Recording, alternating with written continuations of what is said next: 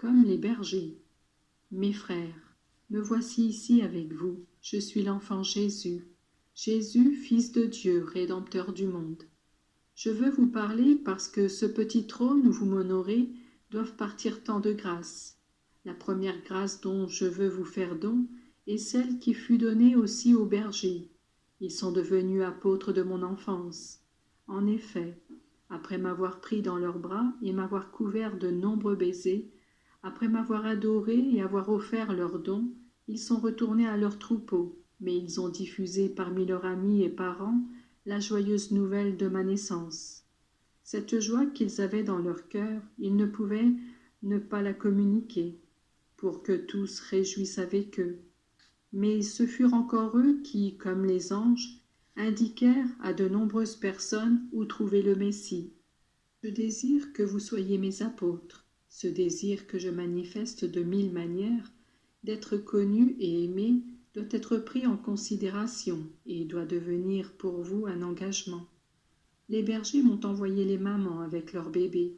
Vous devez m'apporter non seulement les pères de famille et les jeunes, mais aussi les pasteurs d'âmes, les prêtres, auxquels j'ai tant de choses à dire. Ayez en vous la même simplicité et promptitude que l'obéissance des bergers. Si ceux-ci avaient raisonné, ils se seraient probablement comportés autrement. Ils n'auraient pas négligé leur intérêt matériel pour venir à moi.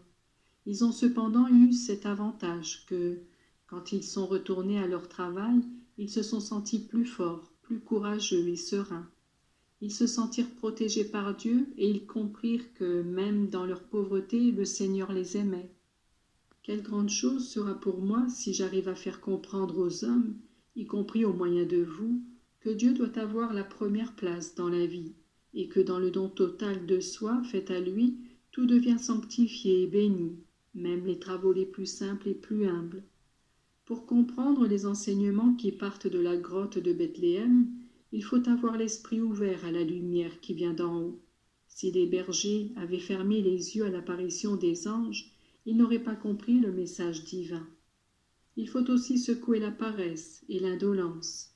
Le Seigneur demande beaucoup, et les plus généreux sont ceux qui reçoivent le plus.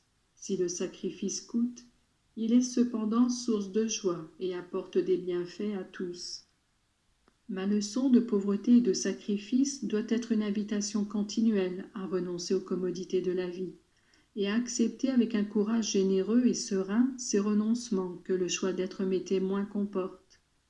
Si vous voulez que je demeure dans vos cœurs, dans vos maisons, dans vos paroisses, vous devez me faire de la place, en enlevant tout ce qui m'empêche de passer. Libérez-moi le chemin du cœur. Enlevez ces rancœurs qui ne me permettent pas de communiquer avec vous.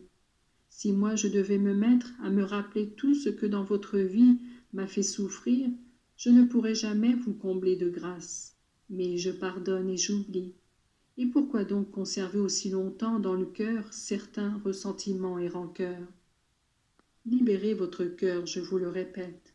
Je dois trouver de la place en vous, mais cela est impossible, là où beaucoup de choses mauvaises ont installé leur demeure.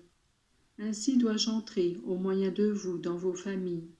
Comme il y a à corriger dans beaucoup de foyers, combien de compromis, comme est fausse la foi de beaucoup, votre foi doit être un évangile vivant. Je ne veux pas vos biens matériels, ni même vos paroles, je veux votre amour. Mais vous ne pouvez pas m'aimer si vous n'aimez pas tout le monde avec un amour grand. En aimant, vous devez m'apporter moi, ne pas vous chercher vous-même. Si vous vous cherchez vous-même, vous ne pouvez pas me donner. Je suis avec vous si vous me voulez. Je suis l'amour, la grâce, la sainteté. Et c'est en donnant la preuve de ces choses divines que vous pouvez m'apporter au monde. Vous devez être saints. Quand les bergers sont venus à moi, ils apportaient de bons désirs. Voilà pourquoi ils furent remplis d'amour, de grâce et de sainteté. Vous aussi, venez toujours ici avec ces désirs saints. Vous serez exaucés et vos familles se transformeront. Le parfum de la sainteté ne reste pas caché, même quand le démon tente de l'étouffer avec sa puanteur. Soyez simples, ayez de saints désirs, pour que je vous remplisse de grâce et de sainteté. Dans vos paroisses, apportez mon parfum, et le suave parfum de Marie. Ne craignez pas les critiques, les dérisions et les racontards.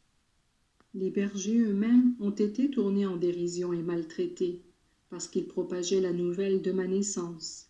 C'est bon signe quand les choses de Dieu sont combattues.